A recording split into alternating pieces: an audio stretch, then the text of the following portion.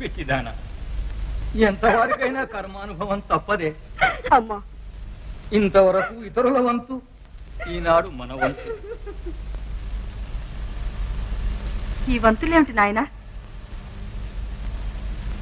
మా ఏకచక్రపురం చేసుకున్న పాపం.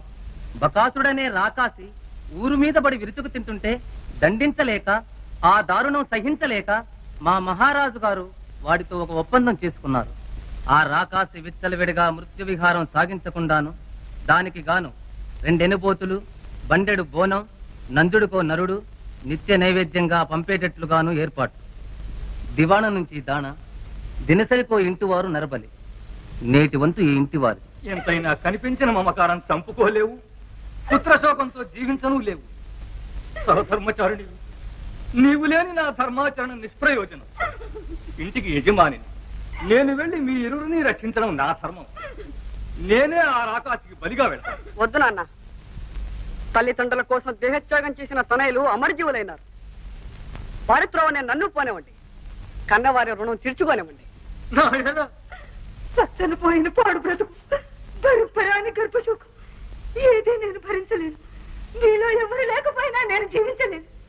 నేనే బలిగా పెడతాను. నీవు కాదు, నేను. మీరు కాదు నాన్న, నేను. మేము బయలు కాదు, నేను. మీరెవ్వరూ వెళ్ళనక్కర్లేదు.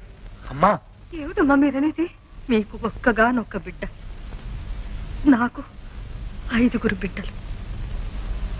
అందుకని మీ కుమారునికి బదులు నా కుమారుల్లో ఒకరిని పంపుతాను. శివ శివ, ఆందోళన పడకండి అన్నగారు. నొసట కుంకుమ రాలిన రాత ఏ జన్మలో చేసిన పాపానికో ఈ జన్మకు నాకు భగవంతుడు విధించిన శిక్ష. అది ఈ చల్లని తల్లికి రాకూడదు. ఈ ఇల్లాలి బ్రతుకు కలకాలం పచ్చగా పరిమళించాలి. అమ్మా, ఎంతైనా చెట్టుకాయ చెట్టుకు బరువు కాదు. పరిపూర్ణమైన మాతృత్వంతో పండిపోయావు కనుకనే ఇక పూర్వత్యాగానికి సిద్ధమైనావు. మాటే చాలు. మా ఇంటనున్న భాగ్యానికి మా శోకం నీ కంటగట్టలేము తల్లి. ఆ మాట అనకమ్మా. ఆదరించిన వారి రుణం తీర్చుకునే అవకాశం కాదనకమ్మా.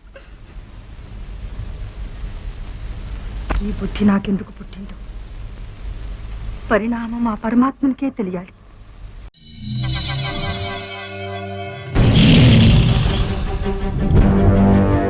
ఒకడొచ్చి నేను పులి అంటే కింద పైన మూసుకొని కూర్చోవాలి.